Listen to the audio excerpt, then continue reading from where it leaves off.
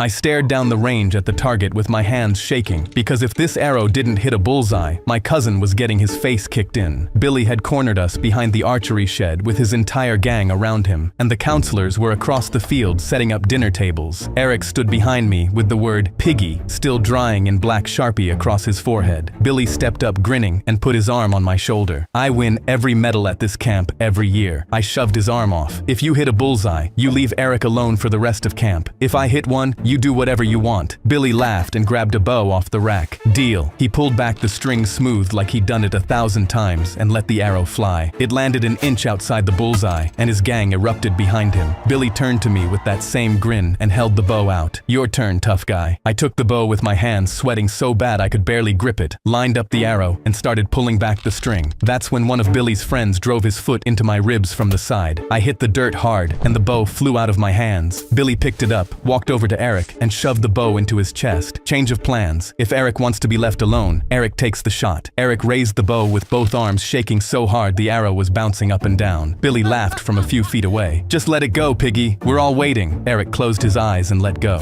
The arrow hit the target with a thud that everyone heard. Bullseye. The whole crowd went silent for a second and then exploded. Even some of Billy's own friends were yelling. Billy's grin dropped off his face. He marched straight at Eric and shoved him backward into the mud patch behind the targets. "Stay in the mud where you belong, pig." Nobody cheered. A kid in the back of the crowd said, "Dude, he beat you." Billy whipped around. "Shut up, nobody asked you." But the rest of the campers were already pulling out their phones, and his own friends had stepped back from him. Billy backed away and tripped into the same mud patch. Eric pushed himself up, walked over, and picked the bow up off the ground. He looked down at Billy with the Sharpie on his forehead running down his face from the sweat. "I think you look better in the mud."